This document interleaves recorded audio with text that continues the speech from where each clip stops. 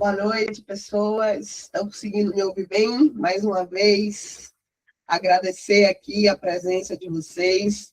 Estamos em um número bom, 78 pessoas online aqui para o nosso encontro. Sei que até daqui a mais 2 minutinhos vai crescer mais ainda esse número, porque estamos aqui bem ansiosos, bem contente, gente, despertando o olho que está enxergando aqui, né? Mas bem contente de estarmos aqui, tá? Como eu falei com você, a gente vai começar às 7h10, dando aí esses 10 minutinhos de tolerância para as pessoas irem chegando. A gente, para que a aula flua da melhor maneira, as câmeras e os microfones de vocês estão se encontrar e se aquecer, certo? Antes de darmos início aqui à nossa aula, eu queria convidar o mestre Pitbull, que é presidente da Casa da Capoeira Pelourinho, que é a matriz gestora do Paranauê, para fazer uma saudação aqui. Mestre? Olá, estou aqui, nossa pró Bianca Menezes. Olá, boa noite a todos e todas e todes. Muito axé. Simbora de Paranauê, sou o mestre Pitbull, presidente da Casa da Capoeira Pelourinho. Estamos com essa equipe linda da equipe Paranauê, essa aula de formação para o nosso povo, de nós para nós. Estamos aqui na Casa da Capoeira Pelourinho também aqui, presencialmente, está tendo aula de dança afro com uma negra, né? Rainha do Leão, Gisele Soares. Então, você bem objetivo. Parabéns a todos vocês. Vamos desenvolver esse projeto, vamos aprender, vamos ver nosso povo no poder. É isso aí, é luta pelo poder, pelo conhecimento do nosso povo negro, da nossa família capoeira, o povo do candomblé, da afoxé, fazedores de cultura, ilês, terreiros, todo o nosso povo. Parabéns. Vamos embora, Bianca. Muito axé a todos da equipe Paranauê. Um axé. Muito obrigada, mestre, por sua saudação. Como vocês sabem, gente, eu estou na coordenação metodológica do Paranauê, mas também eu tenho a grande honra de fazer parte do Instituto Heloísa Costa, que junto com a Casa da Capoeira Pelourinho, através da ementa parlamentar do deputado Jorge Sola para o Ministério da Cultura, a gente conseguiu elaborar um termo de fomento para que o curso do Paranauê existisse e o orgulho, como a gente conversou na aula presencial, sobre o legado da professora Heloísa Costa para a educação, para o acesso às políticas públicas, para que a gente tenha cada vez mais forte e latente dentro de nós que, para a democracia existir no nosso país, a gente não pode permitir que pessoas ainda passem fome. A gente não tem que negar que ainda tem uma pessoa no Brasil que não sabe ler, que não sabe escrever, que não tem acesso à educação, porque a educação transforma a vida, assim como a cultura, assim como a saúde, assim como o investimento na ciência, na tecnologia, na inovação. Então, é muito importante que organizações consigam acessar esse recurso que é nosso. E quando a gente diz que esse dinheiro é nosso, a gente está falando sobre os recursos públicos, e quando a gente pensa na cultura, a gente tem esses recursos em grandes esferas, né? Então, a gente tem federal, estadual e municipal. E o Paranauê, a gente busca fazer essa troca de aprendizado sobre o sistema municipal de cultura, para compreender como é que ele se organiza, como os fazedores de cultura participam, disputam, como é que as decisões são tomadas e de que maneira, individual e coletivamente, a gente possa estar se organizando, estar refletindo, pensando e formulando a cultura a partir do território, né? E a partir dessas interseções, a gente ia agindo em rede para poder organizar e deixar com que a nossa cultura se mantenha ainda mais vibrante, ainda mais transformadora. E para manjar um pouquinho desses Paranauê, a gente está aqui com esse curso de formação. Então, tivemos a nossa aula presencial no sábado, e aqui estamos com a nossa segunda aula, agora online, para a gente poder continuar um pouquinho da nossa conversa. Mas antes disso, eu queria dar uns informes para você. Ao longo da aula, nosso professor Shaolin Barreto, que daqui a pouquinho eu já vou estar chamando aqui para poder iniciar esse espaço, vai informar para vocês o nosso código secreto para liberar a assinatura. É importante para fins do certificado que todo mundo que esteja aqui na sala, quando liberado, realize a assinatura da lista de presença. Essa é a única ferramenta que a gente vai ter para poder identificar as pessoas que participaram hoje. E como vocês sabem, o certificado ele só será fornecido se a gente conseguir, se o indivíduo, né, a pessoa fizer 75% de frequência.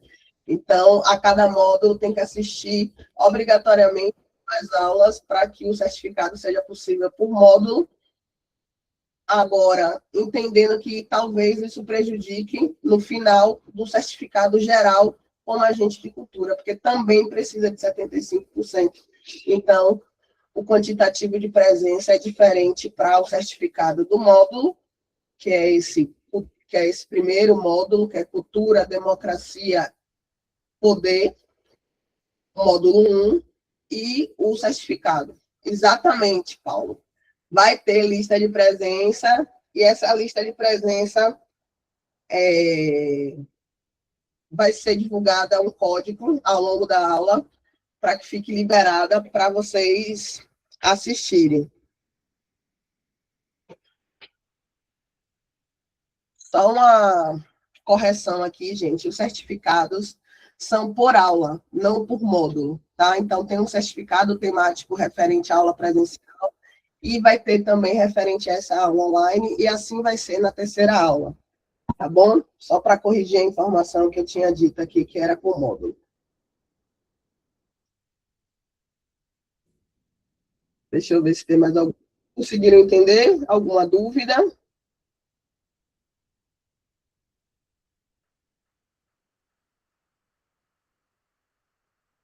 Escreve no chat, Vinícius, por gentileza.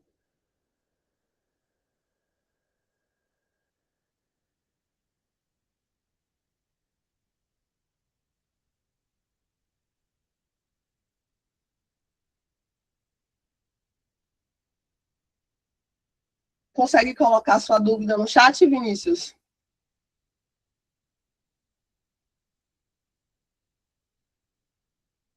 Os certificados serão enviados por e-mail, certo? E o certificado é por aula e tem o geral. Só que para você ter o certificado no final do curso, você precisa ter os 75% de frequência. Então, todos os certificados, tanto para as aulas presenciais quanto para as aulas online, a gente vai enviar por e-mail quando findar o curso, até findar o curso, se não me engano. Mas vocês vão ter o certificado, juro juradinho.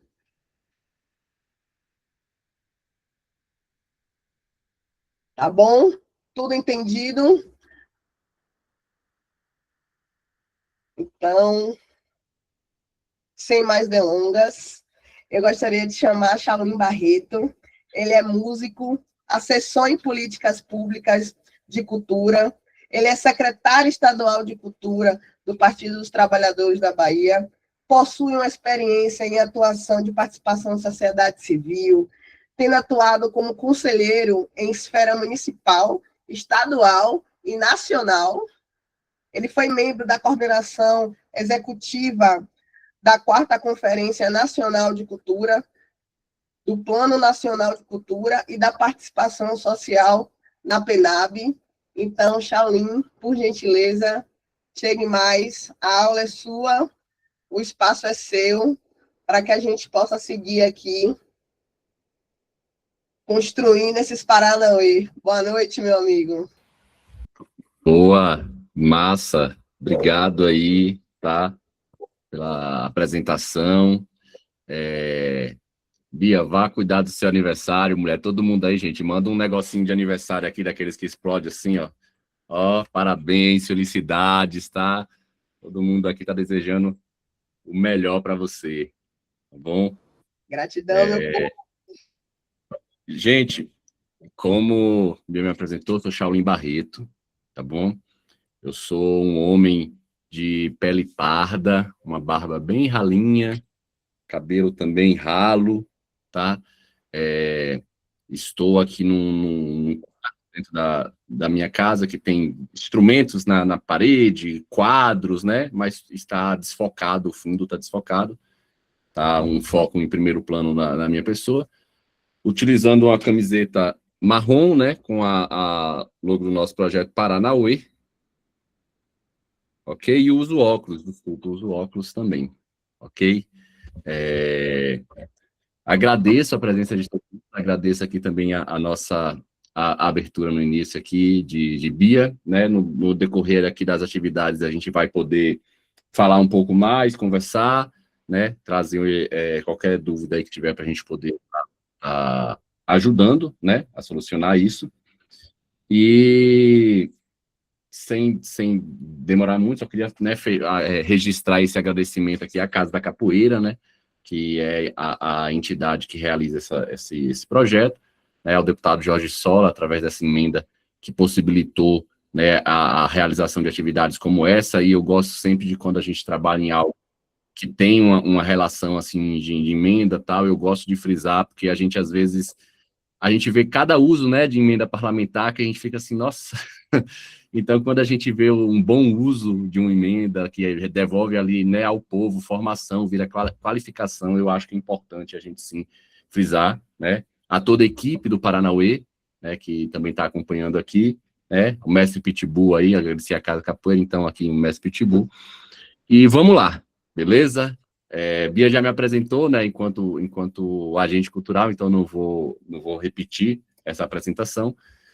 Vou abrir aqui para vocês um conteúdo, um material. Como é que eu pretendo que a gente faça? Então, vai ter uma explanação inicial, falando sobre o tema, né? Nosso tema aqui, cultura, democracia e participação social. A gente vai se apresentar isso. Nesse momento, vocês podem, quem quiser, escrever a sua dúvida no chat, para não esquecer, fazer suas anotações, sem problema nenhum.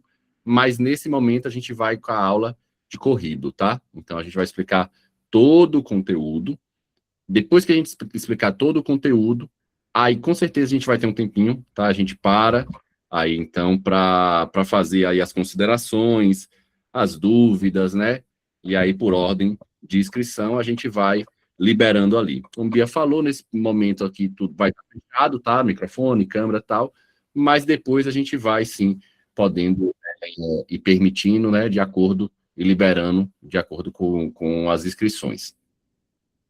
Então, como eu falei, né, o tema é cultura, democracia e participação social. Deixa eu achar aqui a minha apresentação. E aí, gente, qual é a questão agora? Quando eu boto aqui a apresentação, vocês somem para mim. Eu não vejo mais vocês, eu vejo só a apresentação, tá bom? Então, eu preciso... Ah, não, olha, eu vou ver vocês sim. Ah, ótimo, vai dar para ver vocês. Então, só me confirmem, pelo que eu estou vendo aqui, já está ok. Vocês estão todo mundo vendo a apresentação, mas dá um legalzinho aí, só para eu ter certeza, tá? Massa, pronto. Então é isso, cultura, democracia e participação popular, ok? Vamos tratar um pouquinho separado de cada um desses temas, depois a gente vai trazer aí como é que eles se unificam, ok? Primeira coisa, então, já que a gente está tratando, né, de cultura, democracia e participação popular, e nesse contexto aqui totalmente cultural, a gente tem que falar o que é cultura, né? E aí a gente vai trazer aqui, deixa eu só ver como é que eu vou passar, peraí. Agora é esse o ponto. Foi. Beleza, o que é cultura? Então, assim, cultura é tudo aquilo que o ser humano produz. Isso é muito importante, né? A gente ter em mente. Por quê? Porque a cultura, ela engloba uma série de elementos. Então, os valores, crenças, costumes, saberes, né, linguagens, forma de expressão. E aí, por que é bom a gente nomear tudo isso? Porque muitas vezes a gente associa a cultura à arte, né? Arte é cultura? É, arte é cultura, né? Como o enunciado aqui mesmo, cultura é tudo aquilo que o ser humano produz. O ser humano produz arte, produz. Então, arte é cultura. Mas cultura é só arte? Não. Cultura não é só arte. A cultura, ela envolve toda a produção humana que retrata na identidade de um povo. Então, a gente vai ter aí o Brasil, particularmente, né, um país continental, a gente tem diversas culturas, diversas formas de povos se manifestarem, né, das suas crenças, seus valores, seus costumes, as suas linguagens, né, as suas expressões. Então, a gente tem várias maneiras. Tudo isso forma a cultura.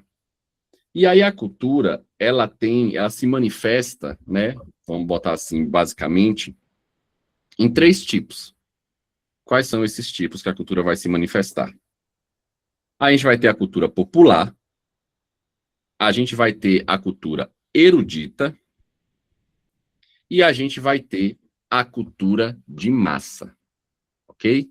Então, essas 3, cultura popular, cultura erudita, cultura de massa. Com certeza vocês já ouviram falar sobre isso, né? E a gente tem um pouco de um entendimento social até equivocado do que são essas práticas culturais. Muitas vezes a gente trata a cultura erudita como uma cultura superior, como se fosse algo superior. E não existe cultura superior, né? Não existe nenhum tipo de cultura superior, cultura inferior. Agora, o que é importante, isso aí a gente tem que frisar antes até de eu começar a tratar aqui sobre os tipos de cultura. Apesar da gente não ter cultura superior, nós temos sim a existência de culturas nocivas, tá? A cultura, lembra que a gente viu agora há pouco, é um conjunto de todos aqueles elementos que envolvem as práticas, que envolvem os costumes, que envolvem os saberes. Vamos dar um exemplo aqui. Nós já vivemos em uma sociedade que culturalmente, né, era aceito ter pessoas escravizadas. Isso era uma cultura. Então, é uma cultura nociva. Nós temos outro exemplo aqui, a cultura do machismo, né? É uma cultura nociva.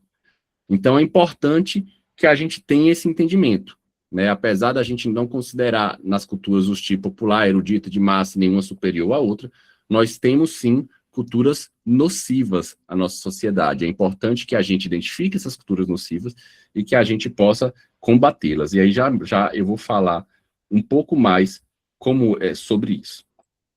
Então tá, cultura popular. Quais são as diferenças aí? Cultura popular, cultura erudita, cultura de massa. A cultura popular, gente, é uma cultura que é associada à produção do povo, ok? Ela é transmitida de geração a geração. Não necessariamente existe uma escola, né? Pode até ter, mas não necessariamente existe ali uma escola. Vamos dar um exemplo. Um grupo de reisado. Um grupo de reisado, muitas vezes, a gente tem ali uma tradição ligada a uma comunidade, a um povo, e com as famílias, e que as crianças participam daquele processo, desde pequenininhas, elas estão lá tentando tocar, vendo, né, e começam a imitar ali os seus mais velhos, e a partir disso, elas aprendem aquela prática cultural. Não necessariamente é algo que, assim, olha, vamos aqui, como a gente está fazendo aqui agora, vamos sentar aqui, divide em módulos, tem aula tal, vai ter o certificado. Não necessariamente é assim, tá? Então, é muito importante essa prática de transmissão, né, para o conceito de cultura popular. E a cultura popular, o conteúdo dela importa mais que a forma. Eu vou deixar essa frase aqui, o conteúdo importa mais que a forma. Vou explicar a cultura erudita, e aí depois a gente faz um paralelo dessas duas, que eu acho que vai ficar mais fácil de entender.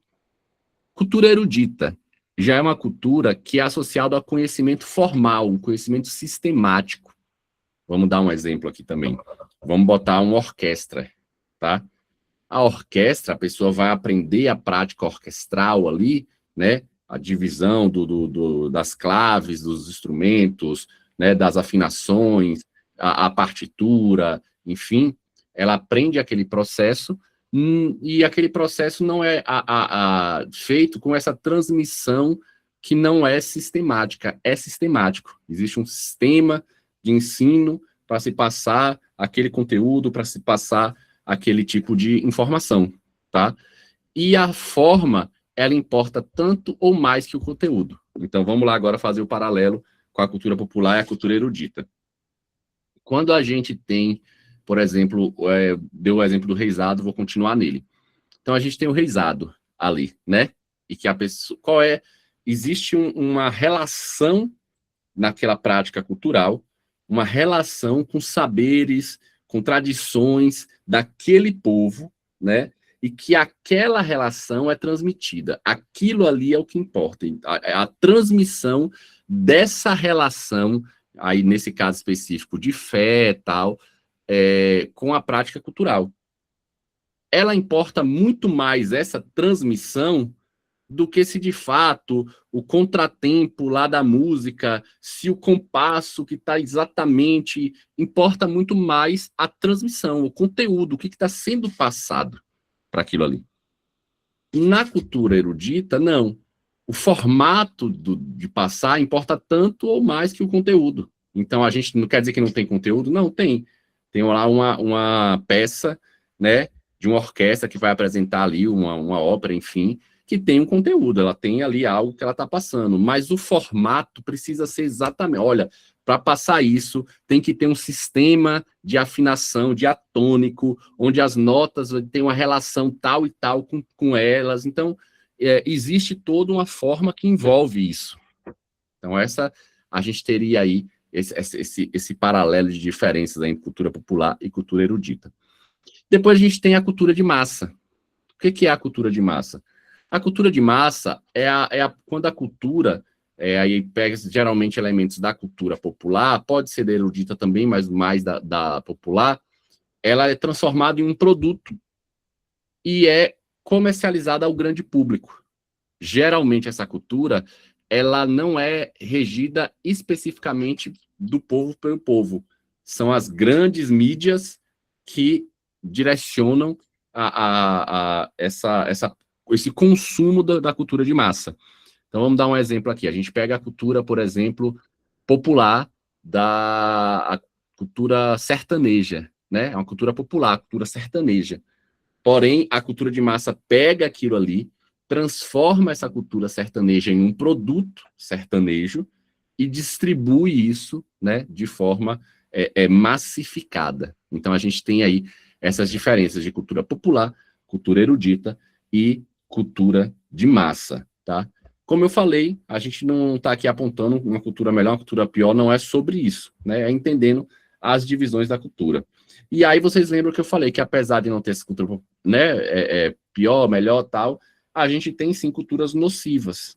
E como é que a gente parte desse processo de identificação de cultura nociva, né? Então a gente primeiro precisa pensar que a cultura, ela precisa representar, né, o seu povo dentro de um país, dentro de um estado, dentro de um município. A prática cultural, ela precisa ser correspondente à representação do seu povo, né? Então, por exemplo, é um povo com mulheres, a gente tem, né, diversidade, a gente tem uma série de diversidades territoriais, culturais, gêneros, enfim, dentro do nosso país, e a cultura não pode ferir essa diversidade. Então, assim, a gente identifica, por exemplo, culturas nocivas, quando elas vão ferir essa representatividade do seu povo. E essa representatividade do seu povo, né, ela vai ter aí a ver com o nosso próximo tópico da aula, que é democracia. Então, a gente viu agora sobre cultura, a gente vai deixar isso aqui um pouquinho em banho-maria, né, a gente chama, e vamos agora para democracia, entender o que é democracia. Bom, a democracia, ela é um sistema de poder, tá? Só que nesse poder, ele vem do povo. ok? É o povo que traz aí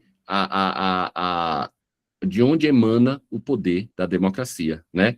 E isso é garantido pela nossa Constituição Federal. É o artigo 1º, né? Ali o artigo 1º, parágrafo único, nossa Constituição Federal, que fala: todo poder emana do povo, que exerce por meio de seus representantes eleitos ou diretamente nos termos dessa Constituição. Então, percebam que a nossa Constituição, ela já nos garante aqui 2 formatos de democracia. No começo, ela já fala, ó, emana do povo o poder, que exerce por meio de representantes eleitos. Então, quando o povo elege seus representantes, a gente tem aí, né, essa democracia representativa, onde nós escolhemos as pessoas que irão nos representar, ok? Além disso, fala por meio de seus representantes eleitos ou diretamente, nos termos dessa Constituição. O que é essa representação, essa maneira de exercer o poder diretamente? É por meio do que a gente chama da democracia participativa, que é aquela que você não só vota e escolhe o seu representante, você faz isso também, porém, você acompanha o processo desse representante, você acompanha, né, o mandato, acompanha o desenvolvimento das políticas públicas de cultura, especificamente aqui porque eu estou falando da cultura, tá? Mas, de um modo geral, as políticas públicas de um modo geral, você acompanha isso e pode, né, participar de uma forma mais ativa. E aí a gente vai falar mais já sobre democracia participativa para a gente deixar tudo mais explicado. E a próxima lâmina aqui, gente, né, é uma lâmina que fala assim: por que é importante ter democracia? Eu vou ser sincero que quando eu comecei a fazer essa lâmina, eu fiquei pensando assim, será que é preciso mesmo dizer por que é importante ter uma democracia? E aí eu tenho certeza que todo mundo aqui nessa sala, né, sabe a importância disso. Mas a gente está vivendo momentos assim tão, né, estranhos no nosso país, que a gente precisa afirmar e reafirmar por que é importante ter uma democracia. Porque, por incrível que pareça, tem gente que prefere que a gente não tenha uma democracia no nosso país, né? Então, por isso, né, eu acabei fazendo essa lâmina aqui, mesmo tendo certeza que todo mundo aqui que está nessa sala entende a importância de ter essa democracia, mas até como um chamado a que todos aqui também sejam defensores, né, da democracia em todos os espaços que também ocupam. Então, é importante ter uma democracia pela primeira coisa, garantia de direitos, né? A gente pode ter conquistas a partir do processo democrático. E aí eu vou dar um exemplo de hoje e da cultura. Hoje foi sancionada a lei que regulamenta a profissão de dança. Hoje foi feito isso. Então, a lei foi aprovada recentemente no Congresso e hoje o presidente Lula sancionou essa lei. Essa lei, ela foi feita simplesmente porque, sei lá, o presidente estava lá né, na casa dele e falou, eu vou aqui agora sancionar uma lei que regulamenta a profissão de dança. Não foi esse processo, né? Por mais que a gente tenha, sim, o presidente como um grande parceiro da cultura, essa lei, ela parte de um processo de participação social, que só é possível dentro da democracia, onde os profissionais da área de dança precisavam do seu direito garantido, o seu direito de ser reconhecido enquanto profissional de dança. Então, se mobilizaram fóruns nacionais, escutas, enfim, diversos processos, né, de participação, e então chegamos aí nessa conquista, hoje, da sanção dessa lei. Então, a gente tem aí um exemplo prático no dia de hoje, né, sobre a garantia de direitos, aí, porque é importante ter essa democracia e essa garantia de direitos que a democracia nos proporciona e permite. Participação da sociedade é um outro ponto, né, que dialoga também com isso que eu acabei de falar. Políticas públicas com diversidade, isso é importante também. A gente vive num país extremamente diverso, né? E aí eu já vou até pegar um gancho aqui com um outro ponto ali que tem pluralidade, diverso e plural, né? E não necessariamente o que serve para um serve para outro, o que serve para uma região serve para outra, enfim. Por isso que... Peraí, estão me ligando aqui, deixa eu recusar a ligação. Pronto. Por isso que está, né, processo de democracia permite que a gente consiga aí, né, ter essa prática da opinião pública na construção da política pública e garante para a gente aí essa diversidade e pluralidade quando a gente vai pensar a consolidação das políticas públicas. Elas vão representar melhor, elas vão dialogar melhor, elas vão estar mais em alinhamento a, de fato, a nossa sociedade, ok? Evita a concentração de poder, então a gente tem isso aqui, né? A democracia, ela evita uma concentração de poder, e ela traz essa representatividade, que é importantíssima. A gente precisa se ver nos nossos representantes, a gente precisa que as pessoas que estão representando a gente consiga se ver nessas pessoas, porque aí a gente tem essa garantia de uma política pública mais efetiva, objetiva. Beleza, aí eu falei sobre a democracia, né, a representativa e a participativa. Especificamente aqui eu vou focar mais na participativa, tá? Representativa, aquilo que eu falei, vota, escolhe o representante e ele vai atuar em seu nome, né, durante o período ali que foi escolhido. A participativa, ela acontece quando, além de exercer o poder do voto, né, o povo acompanha, opina, fiscaliza, é consultado e se manifesta de forma deliberativa sobre os assuntos de interesse público.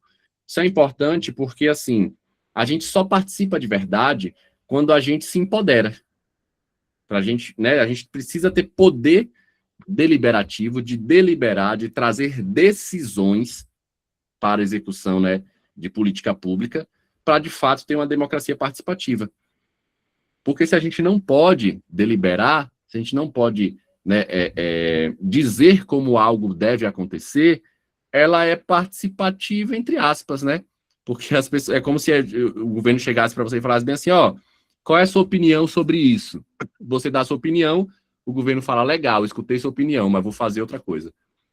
Então, né, é uma participativa, entre aspas. Então, é muito importante que a gente tenha essa função deliberativa.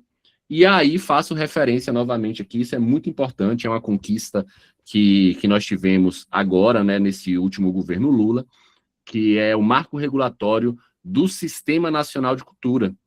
Então, antes disso, a gente não tinha nenhuma lei que garantia, por exemplo, aos conselhos de cultura o poder deliberativo. Hoje nós temos.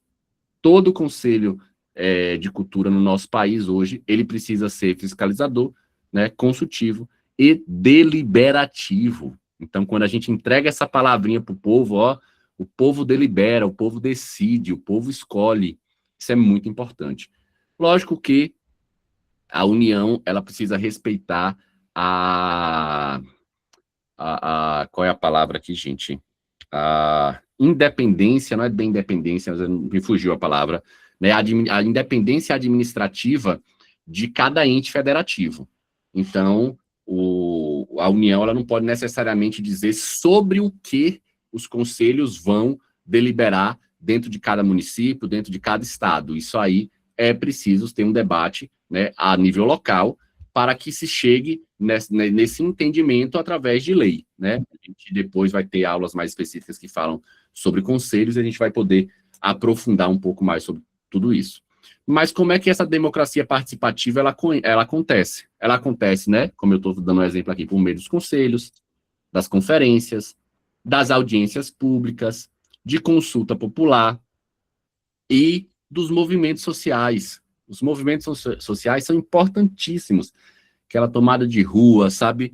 Protesto, essa acampamento na frente da Câmara de Vereadores, da Prefeitura, né? Isso é muito importante. Os movimentos sociais, eles impulsionam demais, né, a nossa democracia para garantir a conquista de direitos. Então, por isso, né, trago ele aqui também como uma maneira de acontecer a democracia participativa. Beleza. Dito isso, de forma geral, o que a gente trata como participação popular? Aí eu botei aqui participação popular / social, que às vezes vocês vão me ver falando participação social, às vezes vão me ver falando participação popular, e dá na mesma coisa, tá? A gente está falando do mesmo assunto, mas só para ter isso em mente. Então, essa participação social, ela é um conjunto de ações por meio das quais, né, a sociedade influencia a formulação, execução, monitoramento e avaliação das políticas públicas. Então, percebe como a gente entrega poder à sociedade, né? Então, ela aí, ó, execução, formulação, monitoramento, avaliação, tudo isso é trazido para a sociedade civil, tá? A sociedade, né, essa participação social, como eu falei, ela está garantida, né, na nossa Constituição Federal, e especificamente, como a gente está falando aqui, né, da cultura, a gente tem na nossa Constituição alguns sistemas, né, que acontecem lá dentro. E, especificamente, a cultura é um dos que traz explicitamente ali, ó, está lá escancarado o termo participação social, né? Alguns outros não trazem isso assim de forma tão explícita. A cultura já traz, já deixa isso bem na cara que é necessário ter a participação social na construção da política pública de cultura. E como é que isso acontece? Onde é que isso acontece dentro da cultura? A gente acontece dentro do nosso Sistema Nacional de Cultura. Ok? Vocês já devem também ter ouvido falar desse sistema, e é dentro dele que nos é garantido na cultura a participação social, a participação popular, ok? Então, só para a gente também nivelar o conhecimento, vamos tratar aqui o que é o Sistema Nacional de Cultura. O Sistema Nacional de Cultura, gente, é um modelo, tá, de gestão compartilhada e descentralizada de políticas culturais no Brasil, pactuado entre União, estados, municípios e sociedade civil. Tá vendo? Então, olha só, a gente coloca a sociedade civil exatamente em um nível de igualdade na pactuação pela política pública com a União, com os estados e com os municípios. O Sistema Nacional de Cultura fundamenta-se na Política Nacional de Cultura e nas suas diretrizes, estabelecidas pelo Plano Nacional de Cultura, e rege-se pelos seguintes princípios.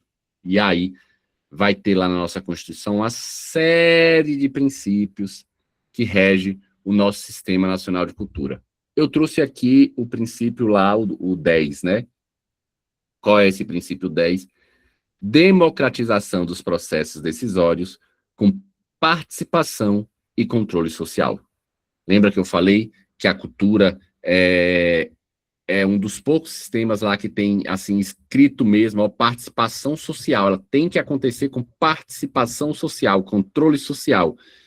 Então, a gente só vai ter isso na nossa Constituição, escrito na cultura e na educação, tá? Mas a gente está, especificamente, como a gente está tratando sobre cultura, né? Então, estou trazendo para vocês que isso é, de fato, algo constitucional, além de estar também no nosso marco regulatório do Sistema Nacional de Cultura. E o Sistema Nacional de Cultura, ele acontece de diversas maneiras. Nós temos ele previsto, a gente tem 9 componentes dentro do nosso Sistema Nacional de Cultura. Então, nós temos órgãos gestores de cultura. O que são os órgãos gestores de cultura? Os órgãos gestores de cultura são os locais onde a cultura é gestada em cada ente. Isso não é padrão. Então, a gente tem lugar, por exemplo, que vai ter uma secretaria de cultura. Tem lugar que vai ter uma diretoria de cultura. Tem lugar que vai ter uma coordenação de cultura dentro da administração pública, tá? Então, esse órgão gestor, ele é, né, esse lugar onde a cultura é gestada no que diz respeito à administração pública, ok? Então, são os locais onde a cultura é gestada. Conselhos de política cultural. Os conselhos de política cultural são os locais onde ocorre a pactuação das diretrizes, das políticas públicas de cultura entre governos e sociedade civil. A gente sabe que, né, esses conselhos muitas vezes não são um ambiente muito tranquilo, a gente entende que é um local de extrema disputa ali, né, dentro dos conselhos, mas é muito importante a gente ter esse entendimento da pactuação. O conselho, ele existe para que seja pactuado a execução da política pública. Ele não é um local de disputa da política pública, né? Eu costumo falar, o conselho ele não deve ser uma queda de braço, ele tem que ser um aperto de mão, ok? Outro ponto, né, componente do Sistema Nacional de Cultura, as conferências de cultura. A conferência de cultura, ela é um local ampliado de participação social. Ela é convocada pelo conselho, né, e precisa, e acontece de uma forma mais ampliada. Acontece com uma representação muito mais diversa, uma representação muito mais plural, mais gente, né? Então, a gente teve aí exemplo da última Conferência Nacional de Cultura, que por dia a gente teve aí uma média de 4 a 5 mil pessoas participando por dia da conferência, né? Dando ali suas opiniões, se organizando, articulando para a construção das políticas públicas de cultura, especificamente aqui, inclusive do próprio componente, do outro componente do Sistema Nacional de Cultura, dos planos de cultura. O plano de cultura, né, ele é um instrumento, é uma lei, tá, que garante ali uma execução de política pública de cultura no sentido de criar metas, de criar objetivos, diretrizes para a execução do ente público, né, na cultura em cada um dos nossos entes, municípios, estados, União. Então, a gente tem que ter planos municipais, tem que ter plano estadual, tem que ter plano nacional de cultura. Esses planos, eles são em caráter plurianual, tá? Geralmente, a gente trata de planos de 10 anos, tá? Geralmente, quando a gente vê, são planos de 10 anos, mas pode acontecer planos com menos, com mais, não existe bem uma definição sobre isso, mas geralmente o que é comum são planos de 10 anos. Sistema, tudo isso, gente, tá, que eu estou trazendo aqui agora, estou dando essa pincelada, né, para falar, mas a gente vai ir aprofundando, tá? A gente depois, no decorrer do curso, a gente vai ter aulas específicas sobre pontos específicos aqui, a gente vai cada vez mais aprofundando e trazendo. O objetivo aqui nosso agora é trazer um apanhado, né?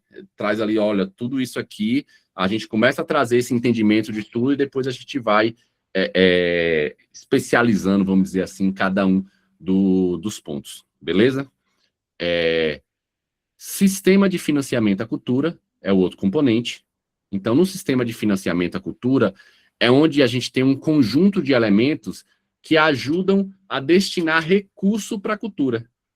Quais são esses elementos que ajudam a destinar recursos para a cultura? Fundos de cultura,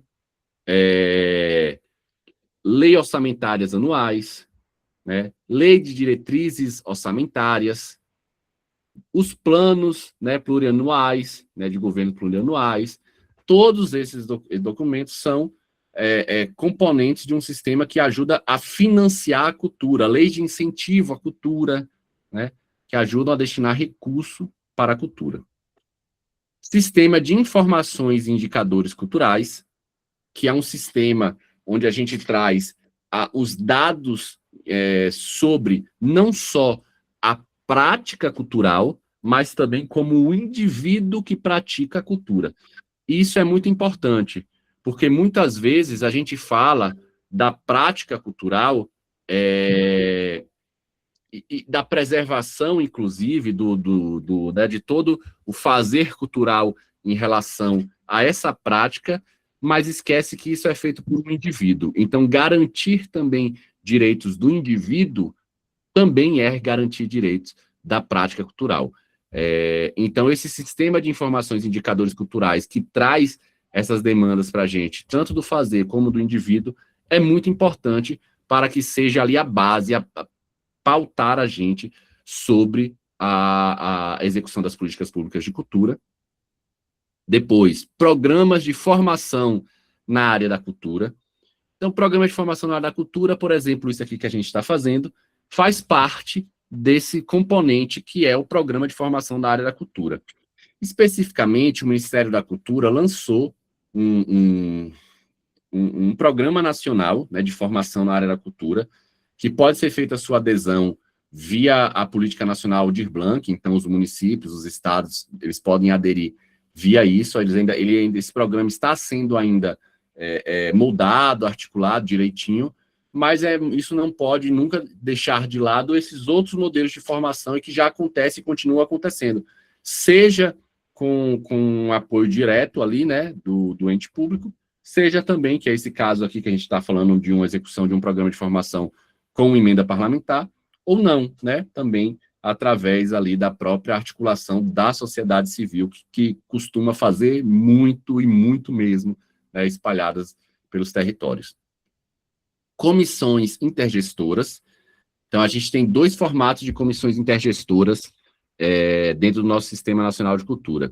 A gente tem, primeiro, o formato das comissões intergestoras, que é a comissão tripartite, tá? E o que é essa comissão tripartite? É uma comissão que envolve União, estados e municípios, tá? Por isso que é tripartite. Então, União, estados, municípios, ok? E nós temos outro formato, que é a comissão intergestora bipartite, que envolve estados e municípios, tá bom? Então, a gente tem esses 2 formatos de comissão. E o que é esse espaço dessas comissões? O espaço dessa comissão é um espaço mais operacional. Então, por exemplo, a gente tem uma política pública dentro do nosso país que é ampliar, né, o nosso acesso aí dos estudantes, enfim, ao teatro, vamos supor, né? Ampliar aí em 50% o número de estudantes que acessam o teatro. Então, a gente tem uma diretriz, a gente tem ali uma meta, né? Olha, isso aqui que a gente quer fazer dentro do Sistema Nacional de Cultura. Como é que isso vai ser executado? O que os municípios vão fazer? O que os estados vão fazer? O que a União vai fazer para se alcançar essa meta? Isso é debatido dentro das comissões intergestoras, tá? Definindo a competência de cada um dos entes. Por fim, são 9 componentes, tá? O nosso Sistema Nacional de Cultura, e o último deles aqui nessa relação é o Sistema Setorial de Cultura. E o Sistema Setorial de Cultura é onde cada um dos setoriais se organiza, né, para participar também da gestão pública. Então, por exemplo, a gente tem um setorial da música, o setorial do teatro, o setorial da dança, o setorial da cultura popular, o setorial da cultura e infância, da cultura, né, enfim, diversos setoriais. Como esses setoriais se organizam para participarem, né, da nossa execução da política pública. Especificamente falando do Sistema Nacional de Cultura, nós temos o Conselho Nacional de Política Cultural, e a cada cadeira dentro do pleno do Conselho Nacional de Política Cultural há um link a uma instância setorial, né, que está sendo chamada de Setorial Nacional de Participação Popular. Se eu não estou enganado, é assim que está sendo chamado, Setorial Nacional de Participação Popular. Ou seja, são esses sistemas setoriais que integram ali o funcionamento do Conselho Nacional e pautam os representantes do pleno do Conselho Nacional para que eles façam a defesa, né, do que é importante para aquele setorial, tá? Então, a gente tem aí esses exemplos da atuação de um sistema setorial. Então, a gente tem aqui, gente, Sistema Nacional de Cultura, eu dei aqui por cima o que é cada um. Nós temos uma lei, tá, que é o Marco Regulatório do Sistema Nacional de Cultura. Deixa eu fazer uma cola aqui no meu celular. Marco Regulatório, qual é o número da lei, tá bom? Então, ó, a lei 14.835, ok?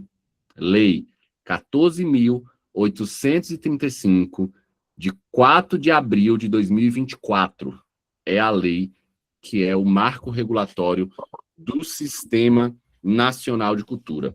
Essa lei, ela traz esses componentes que eu disse, e ela traz ali, mais ou menos, pelo menos de forma básica, como esses componentes precisam atuar dentro de cada ente, qual é a função, para que serve, né? O mínimo que se espera de cada um dos componentes do Sistema Nacional de Cultura. Beleza? E agora, para fechar, e aí a gente já ir abrindo, então, para dúvidas, questionamentos, tá? Eu tenho aqui uma última lâmina em que, na verdade, eu deixo mais do que também só vocês me fazerem perguntas, eu também vou fazer essa pergunta para vocês, né? Então, finalizo com cultura é identidade, democracia é participação, participação constrói política pública, né? E o Sistema Nacional de Cultura organiza tudo isso. Sem participação, não existe política cultural forte. É impossível fazer cultura, fazer a política pública de cultura sem participação social. A cultura, ela inaugura esse formato de participação em diversos locais. Então, a gente tem, por exemplo, agora a execução da Política Nacional de Aldir Blanc, né? Esse recurso que tem chegado da União para os estados, para os municípios, para fazerem aí o financiamento da cultura a nível local. Para se utilizar esse recurso, é necessário ter audiências públicas, onde a sociedade civil pauta o poder público, dizendo onde espera que aquele recurso seja empregado, quais são as necessidades do setor, né, cultural para a utilização daquele recurso. E isso, a cultura, ela vem de uma forma muito forte, inaugurando, porque imagine, quando foram consultados em outras instâncias, né, outras áreas da administração pública, perguntando, olha, onde é que vocês acham que a gente precisa gastar esse dinheiro de uma forma muito mais direta, que não é só o que está lá na Lua, né, não é só o que está lá como uma meta mais geral. Direta mesmo, ó, esse dinheiro vai vir tanto para o município, como é que a gente usa isso aqui, como é que divide, vai o que para qual parte. Então, a cultura inaugurou um processo de participação dessa decisão, né, inclusive financeira, sobre os recursos da cultura, que a gente não vê mais em área nenhuma, E aí, eu finalizo aqui deixando esse questionamento, eu quero que vocês reflitam. Quem quiser também falar, né, sobre isso, quem quiser trazer aí na sua fala, na sua intervenção também, essa resposta, né, antes de fazer também o seu questionamento, pode trazer à vontade, né, que eu deixo. E você, como participa das decisões públicas sobre cultura? Você está envolvido em conselhos? Você está envolvido em movimentos sociais? Você está envolvido em alguma instância de representação, né, participativa? Onde que você ocupa esse espaço? Onde você se permite ali estar colocando esses seus anseios para a garantia da execução da política pública. Beleza, gente? Então é isso. Eu vou abrir aqui para as questões, mas antes disso, eu vou falar para vocês agora aqui a nossa palavra mágica aí da lista de presença, tá? A lista de presença vai ser mandada no chat, é importante que vocês assinem essa lista de presença. Bia já falou no início, questão do certificado, né? Então a gente precisa disso aí para emitir o certificado, e também a gente precisa disso para poder estar prestando conta, ok? É recurso público aqui também, então a gente precisa, né, de todo esse trâmite para fazer a prestação de contas. A palavra-chave é democracia, ok? Vou repetir, palavra democracia, beleza? Então vocês podem ir lá para a lista de presença, assinar, lá vai ter a palavra para vocês preencherem, democracia, para poderem darem continuidade, mas no decorrer da aula aqui, em alguns momentos, eu ainda vou parar de novo para lembrar essa palavra-chave aqui para todo mundo. Tá? Então, eu vou fechar agora a minha apresentação. Deixa eu ver aqui. Acho que eu fechei, né? Para a apresentação. Pronto, fechei minha apresentação. Quem tiver aí questões, dúvidas, pode ir levantando a mão. Eu vi que já tem uma mão levantada. Eu falei aqui sobre hoje, né, a data aí da nossa lei que regulamenta a profissão de dança, isso é muito importante, mas eu também não queria deixar passar hoje sem fazer referência aqui, que hoje também é o dia da Caatinga, né? Nosso único bioma brasileiro, 100% inteiramente brasileiro, né? E especificamente falando e puxando para o meu lado aqui, é o bioma que eu nasci, cresci, né? Que eu convivo, né? A gente vê a transformação da Caatinga, quem nunca viu, é linda, você... É de um jeito, cai uma chuva, ela muda assim em dias, né? Então, deixo a referência aqui a esse aspecto cultural tão forte do nosso país, que é o nosso bioma da Caatinga, ok? Enquanto isso, algumas pessoas se inscreveram, eu vou levantando aqui, eu vou falar, ok? As pessoas que estão aqui na ordem que está aparecendo para mim, me desculpa se por acaso não é exatamente essa ordem. Depois a gente vai no chat também para saber o que tem lá no chat. Mas, por enquanto, a gente tem aqui a Elizabeth Sampaio. Elizabeth, você vai ser liberada aí o seu microfone, aí você pode abrir e fazer o questionamento, ou sua sugestão, enfim, você entender melhor agora no momento, tá? Elizabeth Sampaio. Olá, boa noite, pessoal. Obrigada pela... Pode falar, Elizabeth.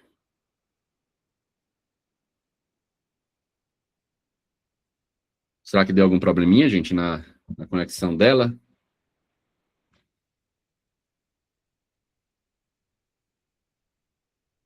A gente tá bloqueado. Libera aí pra gente. Nossa, a gente tem uma produção aqui, gente. Então, produção, vou falar no nosso ponto aqui. Liberou, Pronto. a produção liberou. Massa, valeu. Boa noite, pessoal. Professor, muito obrigado pelo esse momento de formação, tá? Já começando com a resposta da pergunta, não estou envolvida em nenhuma ação de movimento público relacionado à cultura, mas gostaria muito de conhecer e participar um pouco mais para entender como é que funciona o processo. E o meu questionamento, né, na verdade, é uma dúvida, só para entender quando o senhor fala sobre democracia e sobre alguns pontos, né, que fomentam, asseguram a democracia e a participação, sobre os movimentos sociais, né, sobre a importância, o senhor trouxe sobre a importância dos movimentos, das ocupações, né, de estarmos nesses lugares, nesses espaços, em frente às câmeras, levantando bandeiras, né, ocupando esses lugares, mas aí eu fico me questionando se essa atitude, essa ação não é uma necessidade que foi imposta para a gente para que os nossos direitos sejam assegurados, né? Se tudo que vem antes ele fosse de fato entregue enquanto democracia participativa, enquanto os nossos direitos, haveria mesmo a necessidade de, ainda assim, a gente estar fazendo essa ocupação, a gente estar indo para frente, gritando, né, cobrando, ocupando, para que a gente consiga garantir esses direitos? Tá, eu tô anotando tudo aqui, tá? Aí depois de um bloco ali, eu já venho com as respostas, tá bom? Você finalizou, Elizabeth? Tem mais alguma questão? Finalizei, muito obrigada. Obrigado. Então, a gente tem agora... Peraí, gente, que a listinha aqui minha deu uma sumida. Mas eu acho que o próximo era Vinícius, se eu não estou enganado.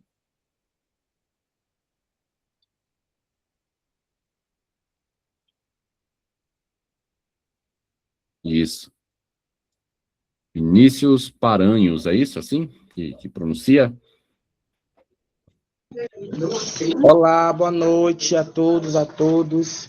Para mim é importante, né, essa parte que você falou da lei, porque aqui no meu bairro onde eu moro, eu sou presidente de movimento LGBT, tenho um núcleo, e para a gente ter acesso a algum tipo da Secretaria de Cultura, que eu também já fui conselheiro, é muito difícil, porque o conselho daqui de Simões Filho, ele é presidido só por população evangélica, não é por pessoas que abrange a cultura, né? E assim, eu gostei muito quando você falou da lei, que eu queria até que você repetisse para mim, que eu só gravei a lei 14, mas não peguei todo. Eu queria saber como é que a gente pode ter acesso dentro do conselho em referente quando a gente é repugnado dentro desse conselho, porque são pessoas que são evangélicas, né? A gente que é de sociedade civil não tem vez e voz. Aí eu queria saber como a gente pode reivindicar, né, esse contexto dentro do conselho. Eu sou do Conselho de Simões Filho, da Cultura, né? Sou conselheiro, porém o conselho não anda e ele está parado, né? Inclusive, quem é um dos conselheiros também é o secretário, que agora é bispo, é um bispo da igreja. Aí eu queria saber como a gente pode fazer essa revolução dentro desse conselho para a gente ter vez e voz.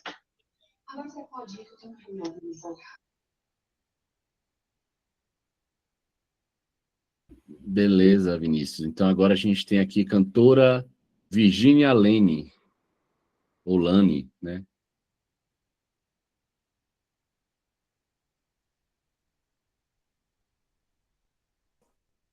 Isso, Pronto, pode falar. boa. Eu não participo de nenhum grupo e estou no intuito de montar aqui no meu bairro uma equipe. Eu vi o Vinícius falando, né, que ele é agente de cultura, ele participa de um núcleo. E aqui, de fato, eu não tenho assim contato com pessoas, já até tentei. E eu percebo que existe muitas panelinhas, né, uma galera meio fechada e que já tem os seus projetos, já colocam as suas coisas e que não abre. Eu vejo uma carência muito grande aqui no bairro onde eu moro e queria trabalhar nessas lacunas, né, dessas pessoas que, tipo, com relação aos jovens, com relação até o grupo, a galera LGBT, por exemplo, tem uma galera que já atua, mas é meio fechada. E aí, quando você não participa daquele mesmo universo, você é meio que segregado, né? Meio que separado. Eu acho isso uma bobagem, que eu acho que se derem as mãos, vai todo mundo caminhar junto. Mas a minha ideia é saber como é que eu posso fazer para articular e também me colocar à disposição, a galera daqui da região de São Cristóvão, aproveitar que tem muita gente aqui, para a gente pensar em formas, montar projetos e se unir mesmo, fazer essa teia, né? Fazer essas conexões. E de como é que eu posso começar? Assim, eu vi que existe uma lei, mas que uma pessoa só não pode fazer, né? Então, que caminho eu posso pegar? Que pessoas eu posso procurar? Qual o primeiro passo? Eu já coloquei alguns projetos, inclusive, pela PNAB, fui aprovado, mas não foi aqui em Salvador, é no interior, onde eu também tenho família. E eu queria trazer essa realidade para cá, só que aqui o campo é muito maior, né? Tem muitos grupos, muitos coletivos. Mas aqui no bairro eu percebo que não tem muito. Então eu queria saber como é que eu posso começar, de fato, algo significativo. Não falo nem em termos de ser grande, mas que seja eficiente, né? Que eu possa, de fato, trabalhar com esses jovens, com essas famílias que ficam assim, que querem participar ativamente da cultura, mas que não sabem como, que não tem nenhum projeto, que não tem nada. Então é isso.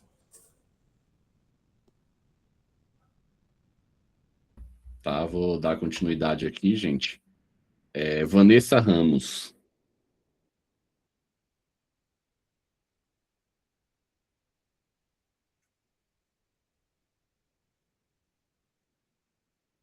Vanessa, eu acho que você já consegue abrir seu microfone aí, viu? Boa noite a todos e todas, todos. Boa noite, Shaolin. É bom ouvi-lo, né? Já tive com você numa atividade aqui em Coité, Massa. em Barroca. Quando você trouxe aí, a minha fala vai muito quando você pincelou, né? Falando aí um pouco sobre a democracia. E eu acho que quando você trouxe essa pincelada que você deu aí, você foi gigante, né? Que eu vi uma fala inicial, eu não lembro o nome da pessoa, mas ela trouxe na fala, né, a dificuldade que a gente tem de vivenciar essa democracia, porque ela no papel é muito bonito, né, mas quando a gente vai para na real e a gente vai para movimento, dentro de movimento, eu mesmo faço parte de povos tradicionais, né, a gente vem brigando porque aqui dentro da região do Cinzal é muito difícil as pessoas compreenderem que os povos de terreiro também são fazedores de cultura. Então, aí a gente vem quebrando isso, e aí eu queria muito, né, que você deixasse trouxesse, né, um meio, fora a gente movimentando, e a gente vem aprendendo, né, e conquistando esse espaço muito aquilombando, né? Aí a gente vem entrando no conselho, tive mesmo enquanto presidente do conselho, e isso me ajudou muito, porque lá eu tive a oportunidade de ter alguns conhecimentos e estar trazendo para os meus que não têm, porque a gente sabe que a gente tem muitos mestres e mestras e muitos fazedores de cultura que, na prática, sabem fazer, mas quando vai para o papel, para o projeto, tem muita dificuldade. E quando a gente fala em relação a edital, a editais, algumas portas que se abrem mesmo para a cultura, ainda é muito dificultoso, porque tem editais mesmo que quando você vai para acessar, parece um bicho de 4 cabeças. É aquilo que você faz no dia a dia, aquela cultura que você já tem de raiz, mas quando você entra para dentro do contexto do edital, é complicadíssimo. Então, eu queria mesmo é que você trouxesse mais uma vez, você trouxe isso, uma oportunidade que eu tive de estar com você, né? Mas como a gente pode estar buscando, correndo para que os municípios, até o próprio estado, né, pense em trazer editais numa linguagem mais popular, numa linguagem mais acessível para os nossos. Porque a maioria dos nossos mestres de raiz e fazedores de cultura de raiz não tem condições de acessar esses editais que a gente vê hoje aí. Viu? Muito obrigada. Obrigado. Gente, eu vou agora abrir aqui para a próxima pessoa que está inscrita, tá? Que é a Tatiane Silva. E aí eu já vou trazer para as considerações, então a gente fecha esse bloco na Tatiane, vou trazer para as considerações, tem algumas questões no chat, aí eu faço fecho da Tatiane aqui, respondo, vou para o chat, respondo o chat, e aí depois eu acredito que ainda sobra um tempinho, a gente pode abrir um outro bloco ali, mais curtinho, para conseguir finalizar. Beleza? Então vamos lá, Tatiane Silva. Oi, boa noite a todos e todas. Acho que chegou a minha vez de falar aí, mas eu não respondi porque eu estudo de noite, né, aqui em Camaçari. Eu estudo à noite na escola estadual aqui, faço segurança do trabalho. Eu estava na sala de aula na hora e ao mesmo tempo eu não consegui assimilar duas coisas. Enfim, a aula já acabou, já posso falar. Como a colega falou, né, meu nome é Tatiane, sou daqui de Camaçari, né? Sou artesã, sou também agente cultural daqui, da cidade, na questão, né, do artesanato. E aqui a colega falou algo realmente que acontece, eu acho que é geral isso. E não é só na questão dos povos de comunidades tradicionais, mas também na comunidade neurodivergente. A gente sabe que a capacidade, né, a capacidade não, o jeito de raciocinar de uma pessoa neurodivergente é diferente de uma pessoa que não é. Existe uma dificuldade de interpretação, né? De interpretação. Um autista, ele tem certa dificuldade de interpretar determinados textos. Não é isso? Tanto que eles têm 1 hora a mais para fazer uma prova, né? De concurso, do Enem, vestibular, essas coisas, por lei, já assegurado. E realmente esses editais são muito complicados, muito, muito, muito complicados. Eu tenho artesãs, tenho pessoas que fazem parte, né, dessa questão cultural e elas quer participar, se inscrever na PNAB, entendeu? No Aldir Blanc, mas só que não conseguem, porque a linguagem eu entendo como gestora pública também, de que a linguagem não pode ser assim não pode ser, me perdoe o termo, esdrúxula, não pode, mas ela tem que ser bem autoexplicativa, ela tem que ser clara para as pessoas, e ela não é clara, então assim, é complicado para uma pessoa neurodivergente entender determinados editais. Eu mesma sou uma, e aí é complicado, né? Eu sou hiperativa, e aí o meu raciocínio é tipo assim, é muito acelerado, então é muita coisa ao mesmo tempo que eu faço, consigo fazer, porém, na hora de interpretar algumas coisas, eu levo muito mais tempo do que outras pessoas. para não fazer errado, porque a minha mente ela é muito, muito, muito acelerada. Então, aí é que nem um processador gamer. Então, assim, ela é demais. Então, eu tenho que focar bastante para não perder, né? Não fazer alguma coisa de errado.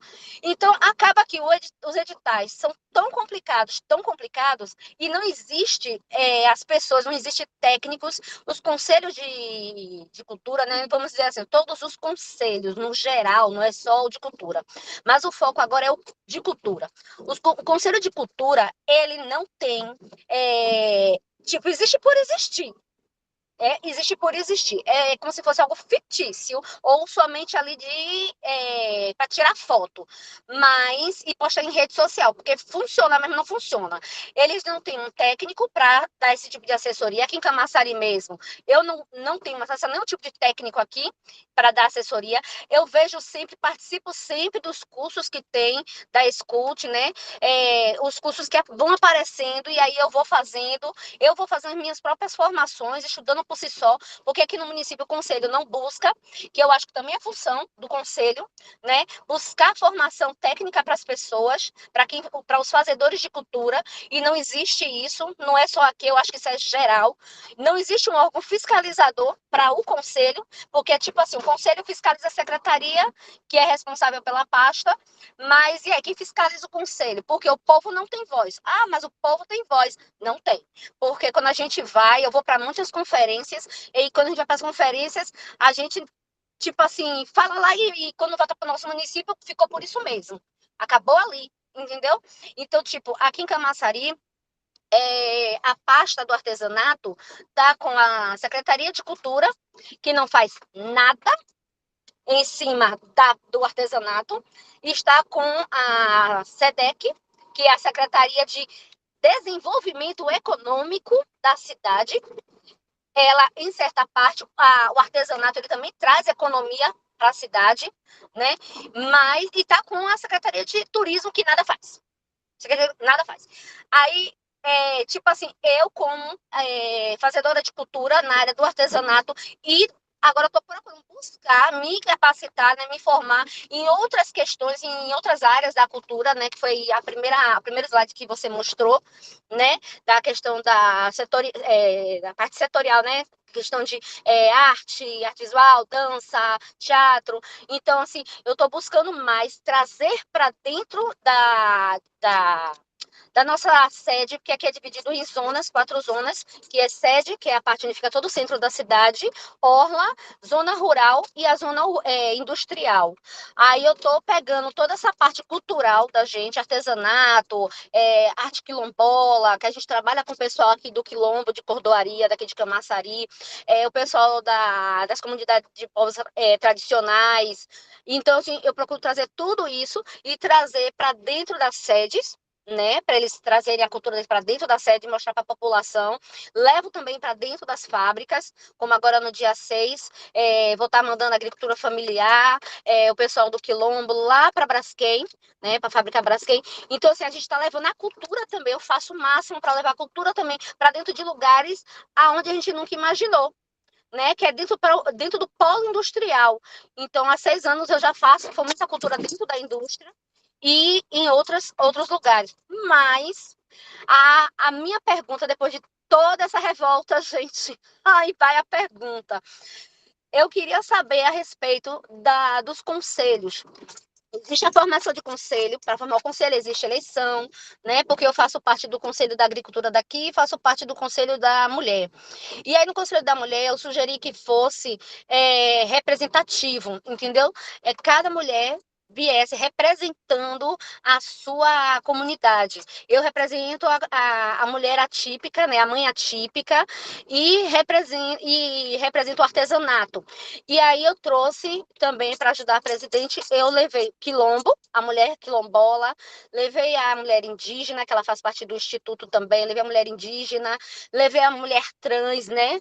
Porque mulher, não importa, é mulher, para a gente ela sempre será mulher, a trans, e assim a gente foi, entendeu? Buscando, e agora o Conselho da Mulher do município é feito somente da sociedade civil, não tem poder público envolvido, porque eu penso que o conselho tem que ser neutro, Ele não pode ter o poder público envolvido, porque quando tem o poder público envolvido, sempre é manobrado.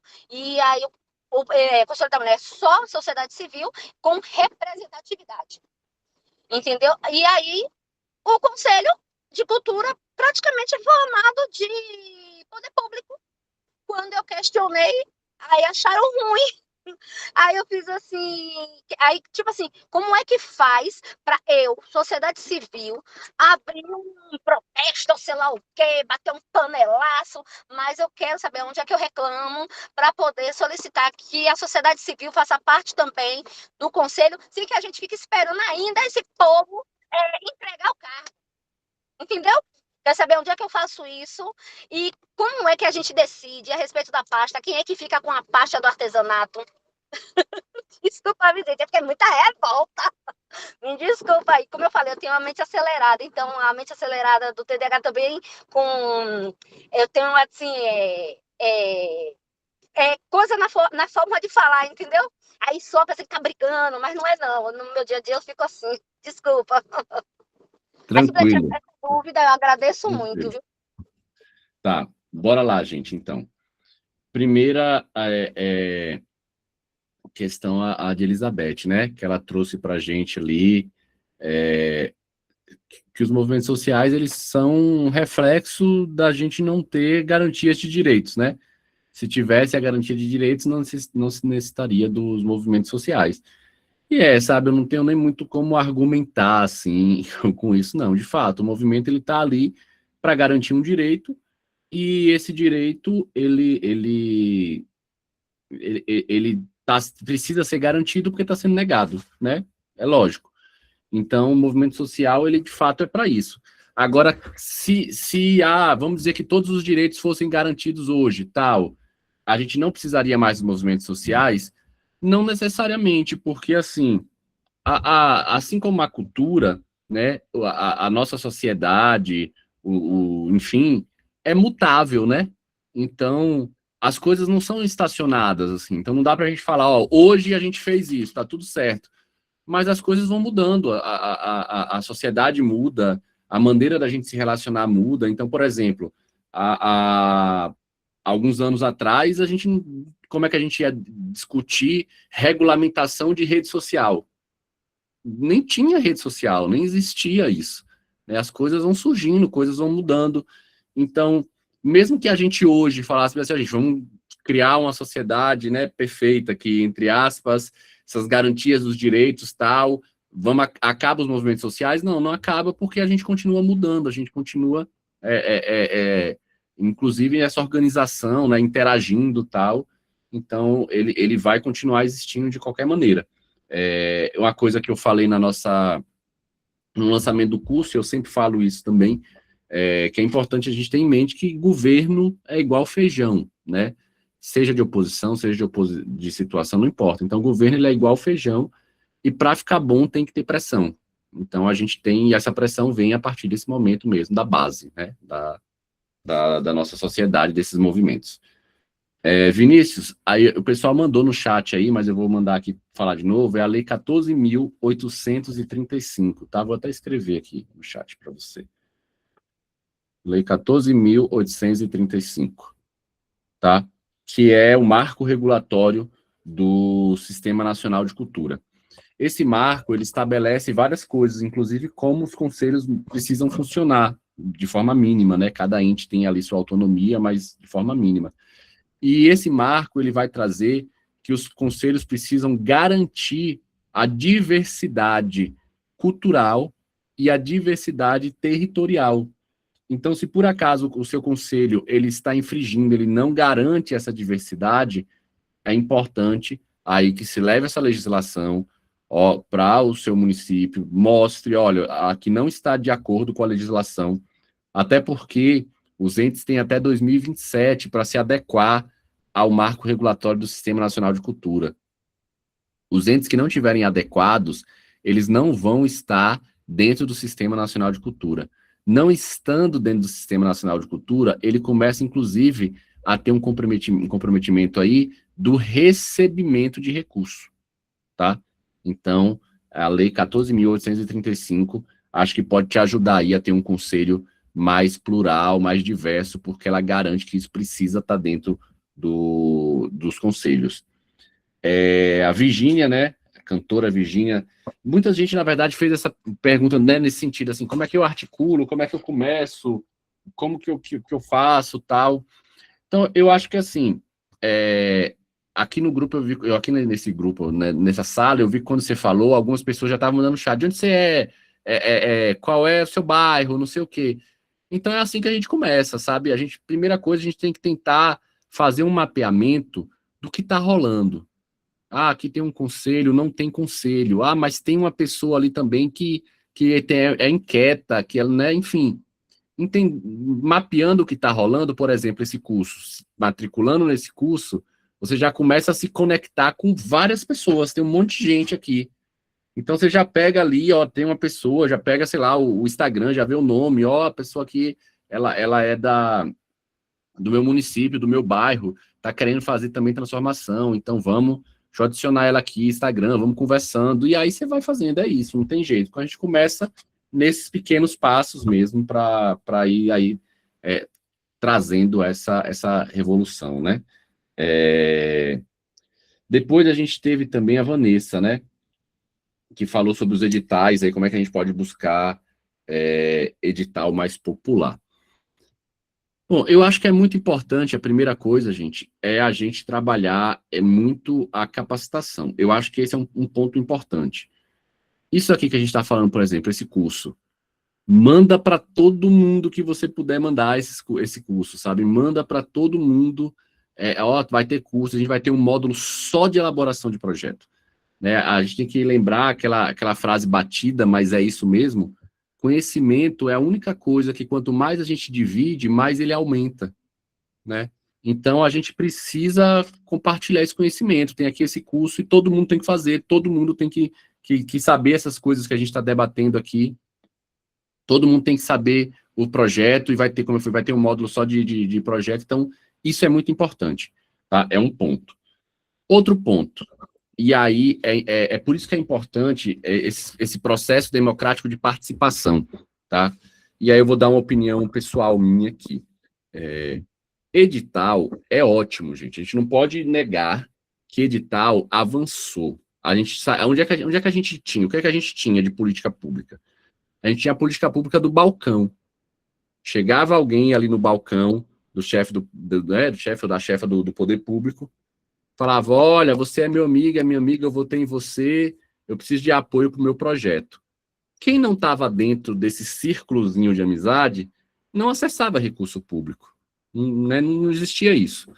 Então, o edital ele veio para dar um quebra nisso. E ele democratizou ali esse acesso. Porém, o edital, pela questão burocrática da administração pública, o edital ele não resolve os problemas da cultura. E aí é importante que a gente pegue aqui uma fala da ministra Carmen Lúcia, que ela fala bem assim, a gente não deve como é que é? A gente não deve democratizar a cultura. A gente deve culturalizar a democracia. Por que isso é importante? Porque existem mecanismos da nossa administração pública que não funcionam em determinadas áreas da cultura. E eu acredito que edital, em algumas áreas, não funciona. A gente não tem que negar o avanço do edital, mas a gente tem que entender que é preciso avançar mais também em determinadas áreas. A gente precisa criar outros mecanismos de transferência de recurso na área da cultura, aonde os editais não funcionam. Quais são esses mecanismos? Aí a gente tem uma série de debates. Pode ser a renda básica da cultura? Pode ser. Às vezes pode ser que seja essa transferência de recursos seja através da renda básica da cultura. Pode ser que seja através de, por exemplo, a gente tem aí hoje, já acontece em alguns estados, que é o patrimônio vivo. Como é o patrimônio vivo? A pessoa vai lá, se cadastra, é reconhecida como patrimônio vivo de cultura e todo ano ela recebe um recurso ali para poder estar fazendo a sua prática cultural e não precisa concorrer em edital, não precisa fazer nada. Pode ser assim? Pode ser.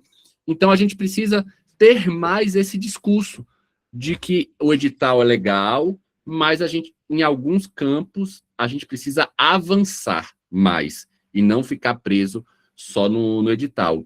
Como é que a gente vai ter esse avanço? É ocupando espaço. A gente vai ter esse avanço aí, ocupando plenárias, ocupando os conselhos, provocando, né? A gente tem agora um início de processo aí de construção de planos de governo, né? A gente vai ter uma disputa eleitoral aqui na Bahia, então tem um início desse processo de construção de planos de governo. A gente precisa ocupar, vai ter aí audiências de planos de governo aí em todo o estado da Bahia. Ocupa esses lugares e coloca lá a sua proposta. Precisamos da renda básica da cultura para a cultura popular, por exemplo, para os mestres e mestres da cultura. Precisamos disso aqui. É ocupar, botar, se colocar, ocupar os espaços, botar suas ideias, e é assim que a gente vai conseguir ir avançando. A Tatiane, né, que também falou aqui. E aí, Tatiane, eu não quero ser responsável por você estar matando aula, não, viu? Que você falou lá que estava na sala e aqui, então, mas depois acabou, né, a aula, você disse que estava.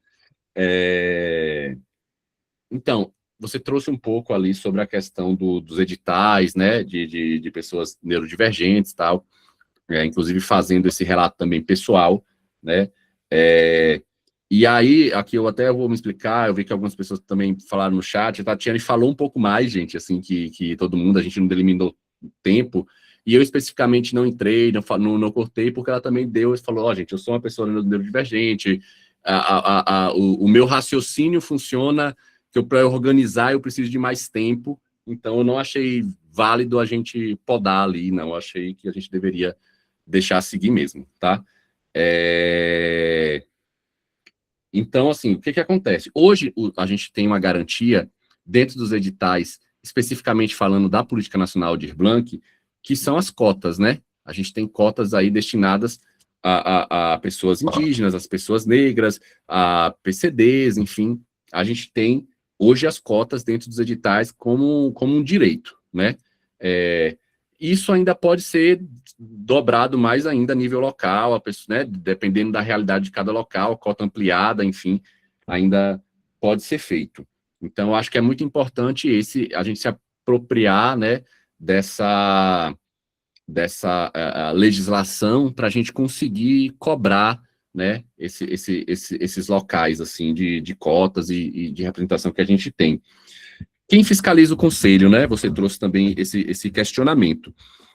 E quem fiscaliza o conselho, você me falou, é o povo, mas o povo, eu acho que é muito importante, e eu tenho feito essa defesa sempre, assim. Eu não tenho acreditado tanto em conselhos que não tenha implementado, junto a esse conselho, um sistema setorial. Viu que eu falei os componentes lá do Sistema Nacional de Cultura? Um deles era o sistema setorial.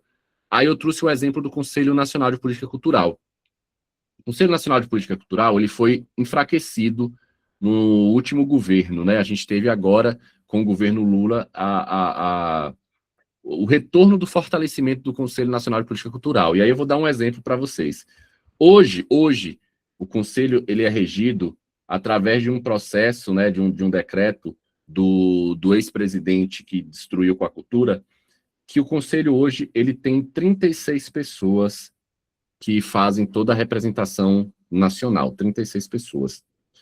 O novo formato de conselho, que é junto com os sistemas setoriais, né, e que é o conselho que foi agora sancionado, né, pelo decreto que está sendo, né, na verdade vai ser sancionado pelo presidente Lula e vai vir um processo eleitoral, ele pula de 36 pessoas, pasmem, tá? É verdade isso aqui.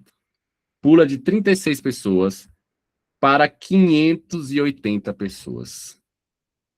Olha só que coisa. Aí vocês vão falar, nossa, mas 580 pessoas, como é que esse conselho funciona? Como é que dá para funcionar? Por quê? Porque a gente tem um sistema setorial linkado ao conselho. Então, por mais que a gente tenha um pleno, sei lá, de 36 cadeiras, cada cadeira dessa, ela é responsável por trazer a demanda de um setorial. sistema setorial, ele é formado de mais, sei lá, 30 pessoas cada setorial, 30, 40 pessoas cada setorial. Então eu estou lá ocupando a cadeira, vamos dizer, eu sou da música, estou ocupando a cadeira da música. Eu tenho que levar para o plenário do meu conselho o que o setorial da música está demandando de mim. O setorial da música é que me fiscaliza. Ele que vai saber se eu estou ou não atuando conforme o que o setorial está dizendo. Porque o setorial vai poder, inclusive, se posicionar contra o meu posicionamento dentro do conselho. Então, o sistema setorial linkado a cada cadeira ali, ele ajuda muito nesse controle, para que a gente garanta, né, que, de fato, o conselho ele está tendo a execução ali conforme o que o seu setorial diz. Porque o que acontece? É muito comum. A pessoa se elege dentro do Conselho de Política Cultural, aí tem um mandato de 2, 3 anos, enfim, depende de cada ente. Aí eu vou dar um novo representante da música, sou lá eu. Eu me elegi como representante da música, tenho 3 anos de mandato e nunca fiz uma reunião com os músicos. Nunca chamei o setorial da música para conversar. Como é que eu represento um setorial da música se eu nunca dialoguei com os músicos? Durante esses 3 anos de mandato, eu nunca me encontrei com nenhum. Então, quando a gente implementa junto do conselho o sistema setorial, a gente dá uma resolvida um pouco nessa questão, né, de trazer aí quem fiscaliza o conselho, quem que traz para o conselho esse local, né, de cobrança constante. Então, seria esse sistema setorial. Outra coisa, você perguntou sobre, e aí, o que é que eu faço aqui? O conselho está numa situação ruim, onde que eu vou denunciar tudo? Então, gente, dentro do nosso Sistema Nacional de Cultura, nós não temos essa instância punitiva, assim, né? Então, você não vai se direcionar, por exemplo, ao Conselho Estadual ou ao Conselho Nacional, vem aqui porque estão fazendo errado no meu município. Ele não vai ter esse poder de chegar lá e, não é desse jeito. Não tem essa instância, né? Eles podem agir até como um instrumento mediador, tentar fazer uma mediação para resolver a situação e tal, mas essa instância punitiva não vai ter. Onde é que vai ter isso aí? Ministério Público. É preciso ir no Ministério Público. Inclusive, a página do Ministério Público, né, de denúncias do Ministério Público online, a gente pode fazer denúncia anônima, não identificada, enfim. E é o Ministério Público que você vai levar e falar bem assim, gente, tá, aqui tem uma lei aqui, o Marco Regulatório do Sistema Nacional de Cultura, diz que todos os representantes da sociedade civil têm que ser eleitos pelos seus pares. E aqui no meu município ninguém é eleito, é indicado pelo poder público. Vai mandar isso para o Ministério Público. O Ministério Público vai pegar isso aí, vai chegar na gestão e vai falar, olha, aqui tem uma lei que diz que as coisas têm que acontecer dessa maneira. Me expliquem aí, por que vocês estão descumprindo a lei?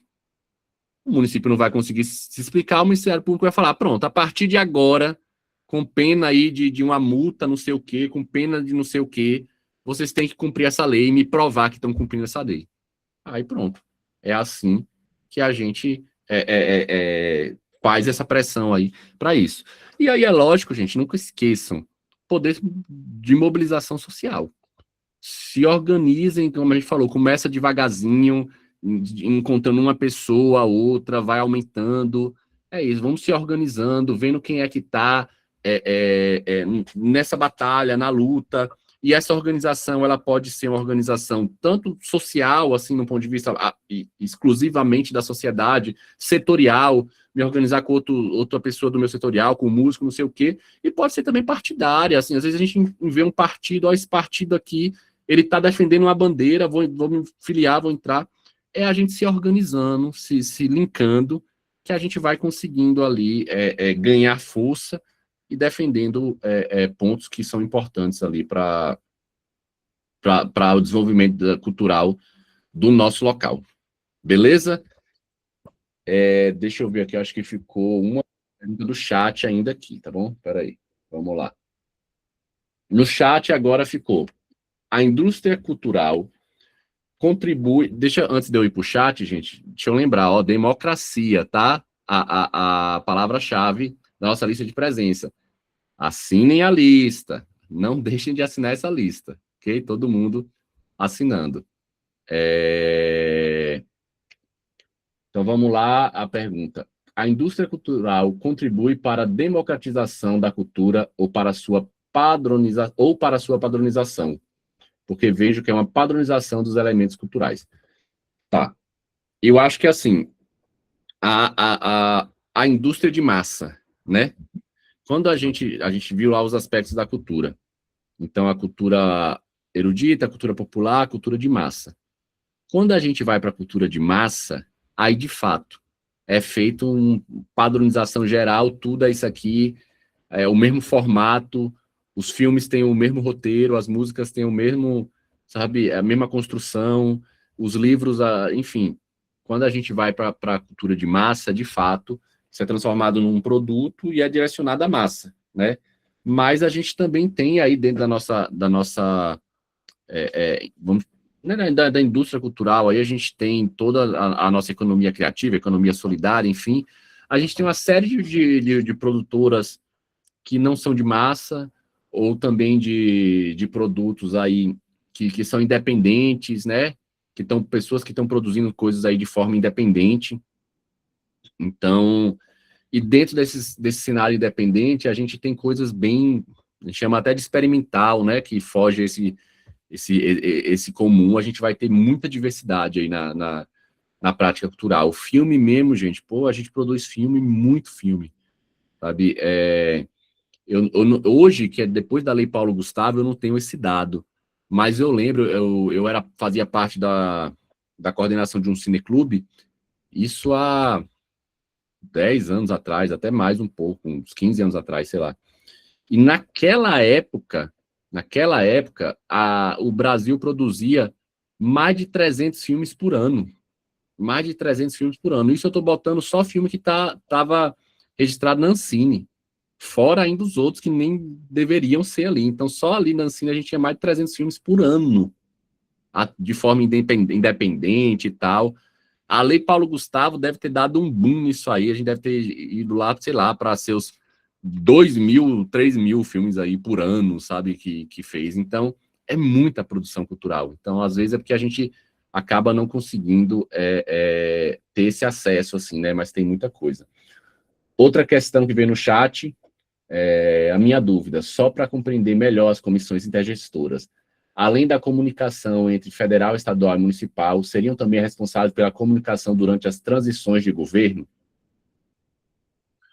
Não necessariamente, né? Porque ela traz essa relação do poder público municipal, estadual e federal.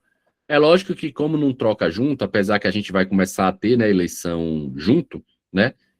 Mas por enquanto que não troca junto, então pode sim, dentro de uma instância específica lá, quando a pessoa chegar, ela receber uma orientação de como é que estava sendo, né, o processo e como é a continuidade.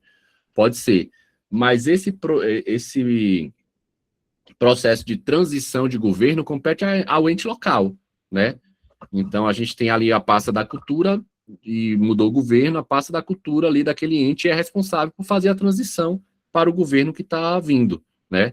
Mesma coisa um conselho, ou enfim, né? Essa transição ela é muito mais a nível local mesmo do que garantida dentro das comissões intergestoras. Beleza? A gente já está indo aqui, gente, já está bem no finalzinho mesmo, a gente tem que encerrar, né, às 9 horas. Então, eu acho que dá ainda, se tiver mais alguém, mais uma pessoa aí que queira fazer alguma inscrição, uma fala, eu acho que a gente consegue garantir. Se não, eu já vou partindo aqui para as considerações finais. Deixa eu dar um tempinho, ver se alguém vai querer falar alguma coisa.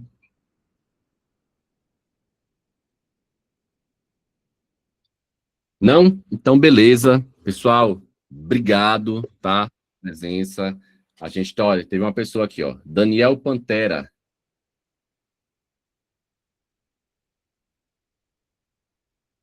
Daniel Pantera, pode... Vão liberar aí seu... Pode abrir seu áudio aí. Saudações, polivalente. Todos estão me ouvindo? Estamos ouvindo. Sim, primeiro lugar, parabéns à Casa da Capoeira, ao presidente da Casa da Capoeira, mestre Pitbull, e a todos vocês, professores e organizadores aí do evento, e a todos os colegas que também participaram. Eu sou o mestre Daniel Pantera, professor de Geografia, sou mestre de Capoeira e também coordeno e dirijo um terreiro. Sou uma pessoa muito conhecida em Salvador, Bahia, e aqui em Mata de São João, onde eu realizo vários trabalhos. Eu achei muito interessante, muito importante, a sua fala inicial sobre o cuidado que todos nós temos que ter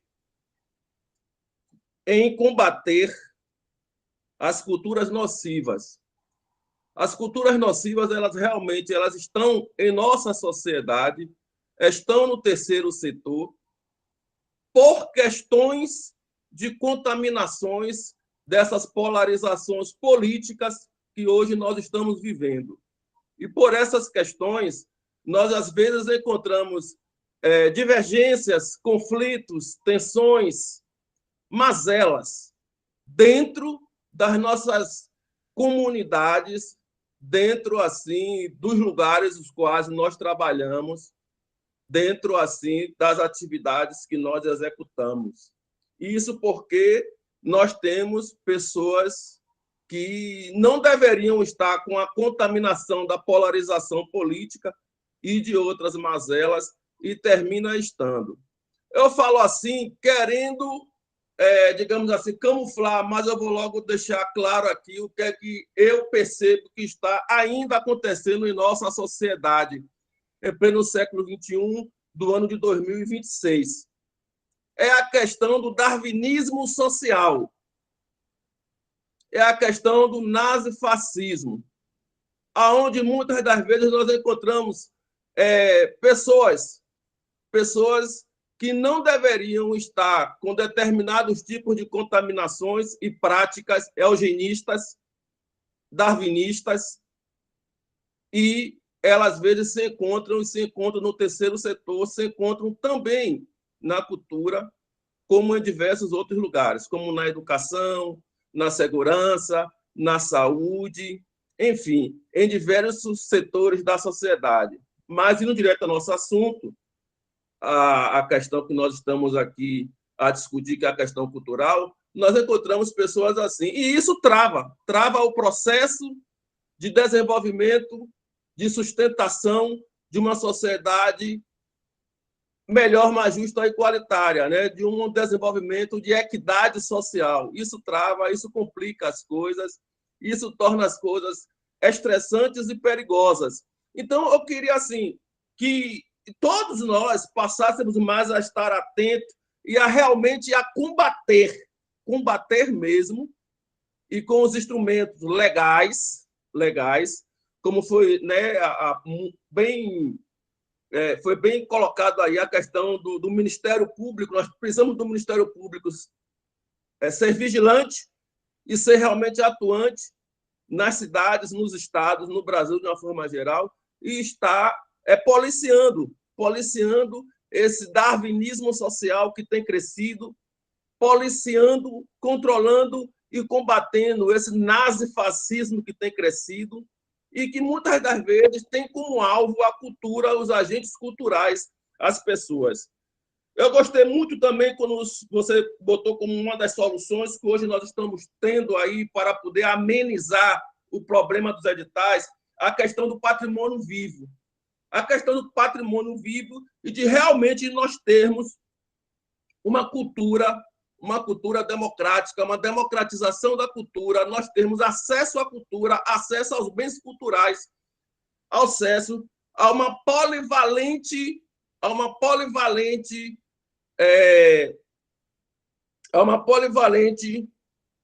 cultura essa que possa nos dar tudo de bom que a gente tem procurado criar, ter, produzir e fazer.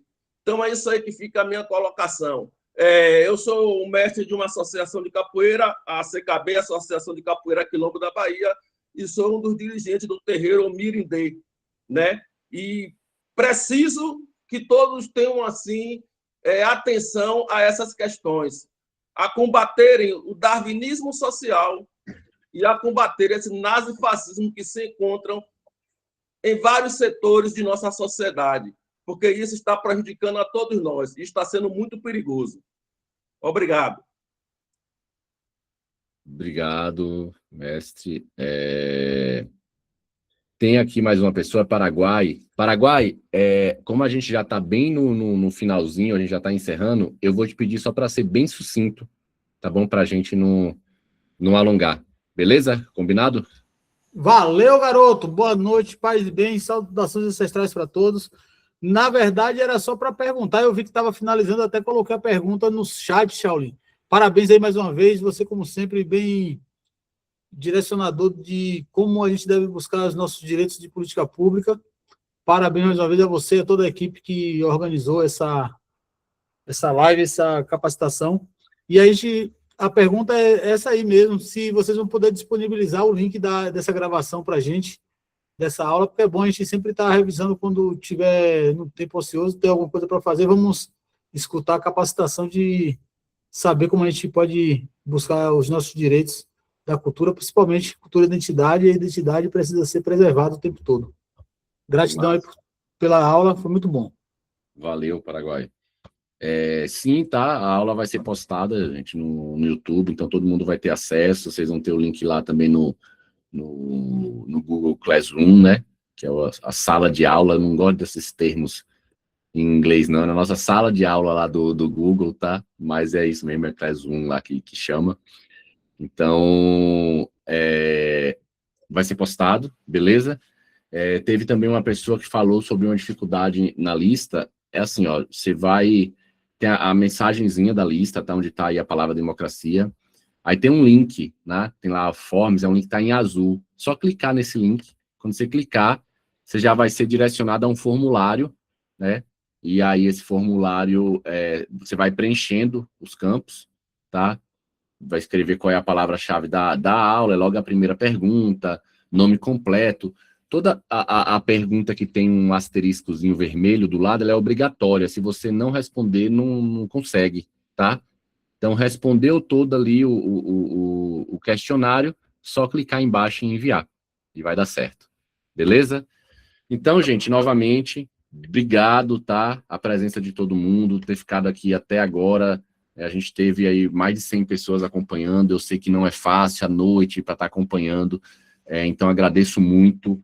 Por favor, sigam, tá, no Instagram, a página do Paranauê. Eu vou mandar aqui no chat para vocês, que é desse nosso projeto, para a gente conseguir sempre estar postando informação.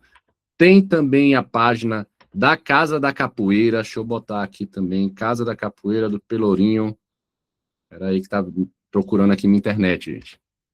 Vou botar aqui também no nosso chat o link, tá?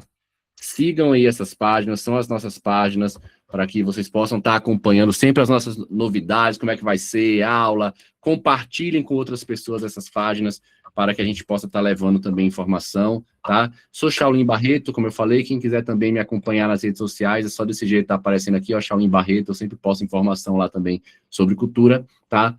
Estamos juntos, vamos seguindo, eu não sei se o mestre Pitbull ainda está aqui para fazer sua saudação final, porque ele estava num evento, né, então... Não sei se ele tá, então eu vou me despedindo aqui de vocês. Esse link aí é o link também do nosso grupo do WhatsApp. Beleza? Obrigadão, gente. Tchau, tchau e até a próxima. Valeu!